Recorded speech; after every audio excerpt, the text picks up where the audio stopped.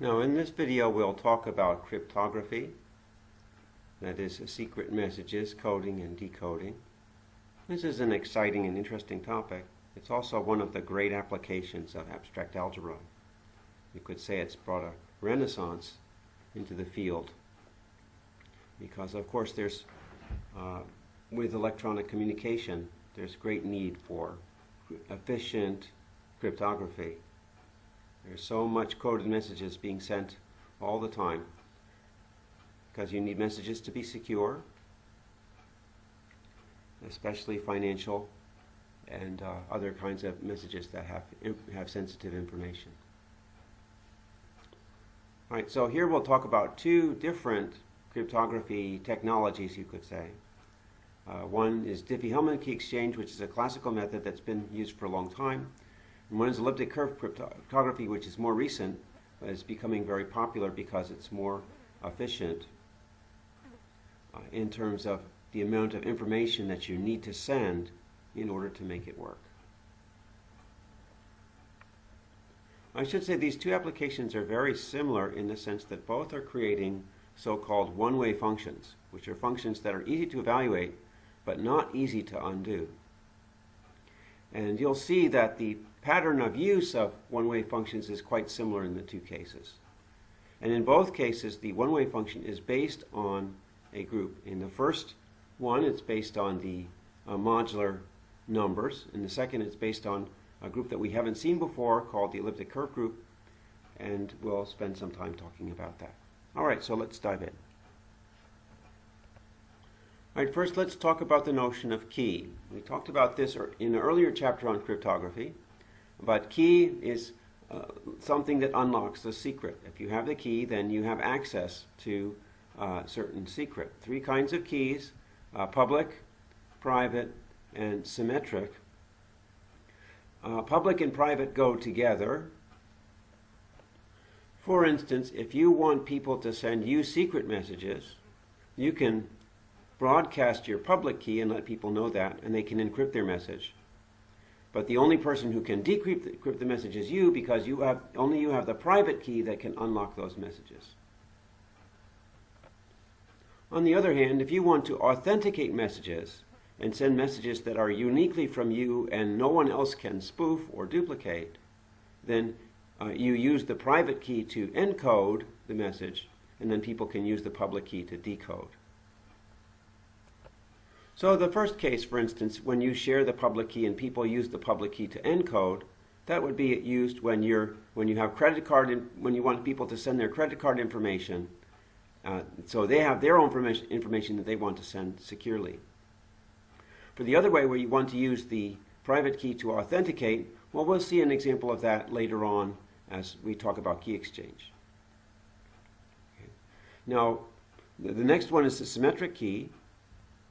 And symmetric key basically establishes a secure channel. Both the sender and the receiver know the symmetric key, and they can use both to encrypt and decrypt. And no one on the outside has access to their communication because only they have the key that unlocks the messages.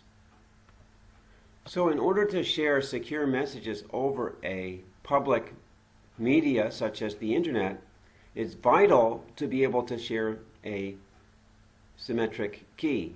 Now, the two parties could decide on the symmetric key beforehand, but suppose they're just setting up a secure network. Suppose they've never had face-to-face contact. How can you set up a secure key over a public channel without someone knowing what that secure key is? In other words, suppose two people want to share a secret, but they're in a room with a lot of other people, and they have to speak across the room while other people are listening. How can they share a secret when everybody else is listening in? So that might seem impossible, but in fact it is possible to do this in a very clever way, and we'll see how to do that. First, we'll start with a Diffie-Hellman Key Exchange, and you'll see the details right here.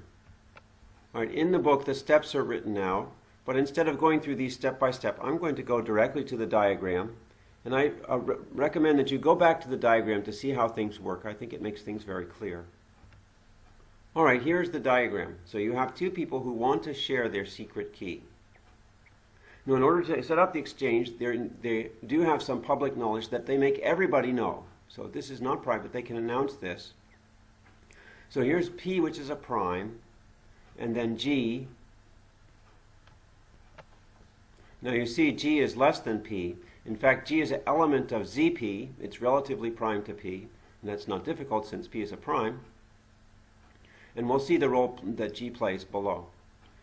So both parties, Moses and Rachel in this case, have to do some calculations. Both Moses and Rachel have their own secret choice. So this N is Moses' secret key. This M is Rachel's secret key. And they're going to use the M and the N together to create a shared key. So Moses takes this N and the public knowledge P and G and computes this number Q. And this Q is going to be published knowledge. He's going to send this over the internet or whatever public media they're using. And Rachel does something similar. She makes her own private choice M, and she's going to send this number R. R is G to the M, and take that mod P, or mod G to the MP. Okay. So notice that when Rachel computes M, she doesn't need to know N. And when Moses computes N, he doesn't need to know M. So these are the two public keys that they send and exchange. But now they do, once they receive these keys from each other, then they both do additional computations. Rachel takes Moses' number and raises Q to that number again and takes it mod P. Moses does this symmetric or similar calculation with Rachel's R. He takes R, raises it to his own secret N, and takes it mod P. Right? So they both do similar computations that are kind of mirror images of each other. And it turns out, as it says down here, that the result that Moses gets is the same as the result that Rachel gets. Basically, what they're both doing is taking this G and raising it to the power Mn. And you can follow through those processes, the process of how you prove that down below in this exercise. Let me just say that again. Notice that Moses takes G to the N, and then Rachel here takes that result and raises it to the power M. Rachel takes G to the M and sends the result to Moses, and Moses takes that to the power N. So they're both basically taking G to the Mn.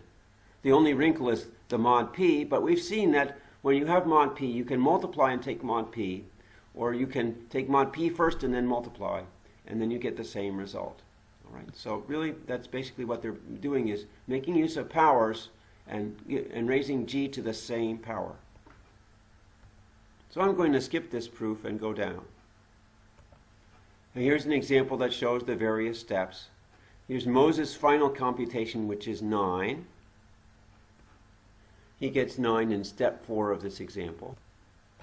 And then Rachel also computes 9. So Moses and Rachel have a shared secret, which is 9. All right, this is a very simple example. It certainly couldn't be used in a practical context, but the nice thing is the principle is the same. Instead of using these small numbers for bases and powers, you use very big numbers for bases and powers, and then you get a shared secret that's very secure and people are not able to guess.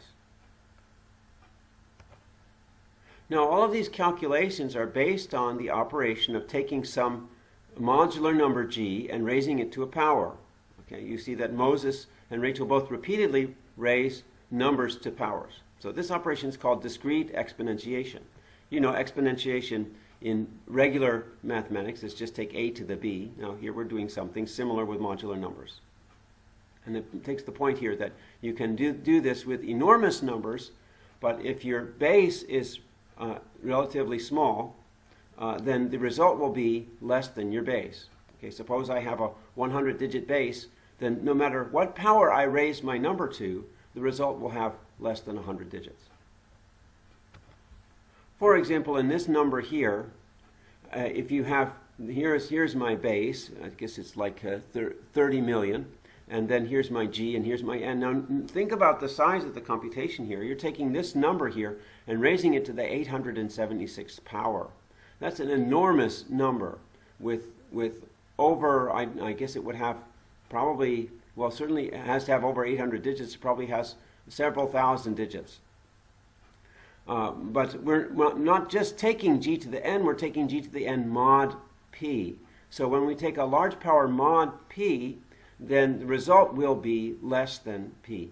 Now, if you think back to chapter 6, we did do this. We talked about taking numbers to very large power. So here's an example of where you want to take numbers to very large powers, mod p, and you can do this efficiently by using the modular property. So if you want, go back to and review chapter 6 where we talk about doing this, and we constructed some spreadsheets to do this calculation. So in these exercises, we ask you to use spreadsheets or some other means to do these calculations. And basically, they're the calculations that we've described previously, taking numbers to large powers mod a certain base. All right. So we've explained the process. Now, why is the result secret? Well, let's go down here and take a look. Now, in conventional mathematics with real numbers, when you take a number to a power, you can invert that operation using the logarithm. Right. Here we have 2 to the 3 equals 8. If I knew the 8 and the 2 and wanted to recover the 3, I would just take log base 2 of 8. Now, there's a formula for log base 2 in terms of log base 10 or natural logarithm. So this is easy to calculate using conventional mathematics. However, when you're taking powers in modular numbers, it's not so easy to find the initial result. So, for instance, in this case, 2 to the 5th. If I take 2 to the 5th mod 7, I get 4. It's not quite so easy to figure out what the 5 is from the 4. There's not some function that can be programmed easily to get the number that the base is raised to from the final result. So this is what we call a one-way function. If you know the result, it's not easy to figure out what the original number was. It's not easy to invert that function. Now, here we make the point that, in fact, discrete exponentiation is not a one-to-one function. So you can't necessarily invert it. So we have to take into account this fact when we're designing our cryptography system. The upshot is that we need to be careful about our choice of P and G, and that's explored more in these exercises. It turns out that the solution comes from group theory. Now, when we're doing discrete exponentiation, the group that we're working with is the multiplicative group mod P. It turns out that this multiplicative group is a cyclic group. If you recall from an earlier chapter, we talked about cyclic groups. Now, any cyclic group will have a generator, which is a group element that through repeated operations obtains all of the elements in the group. Recall that the orbit of G is G, G squared, G cubed, etc. We know that for a finite group, any group element will give me a finite orbit. If you have a cyclic group, then there exists a group element such that the orbit is the entire group. So when we're doing Diffie-Hellman Key Exchange, we want to make sure to choose G so that G is a generator of the multiplicative group mod P, which is U of P.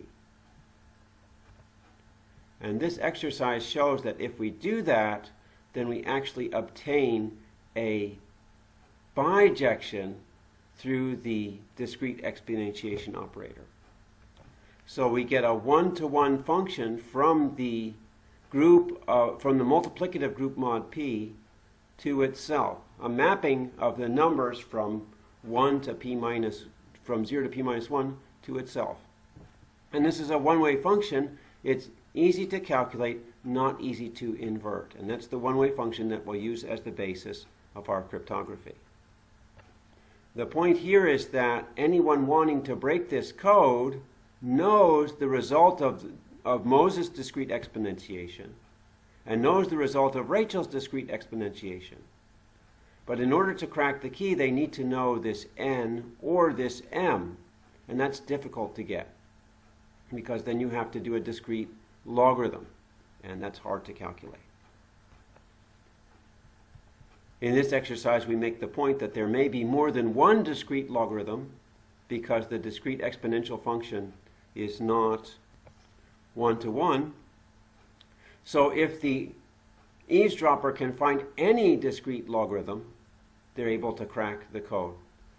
So that points out why you want to choose, when you're setting up this shared key, you want to choose a number that's the generator of the cyclic group, because that makes it harder to find an inverse. There's only a unique inverse, and there are not so many inverses. In other words, there are more options that the eavesdropper has to explore in order to crack the code. All right, here we talk more about the concept of one-way function that I alluded to earlier. And here's an exercise that shows practically how it's hard to find the discrete logarithm. And it's going to get harder as p gets larger.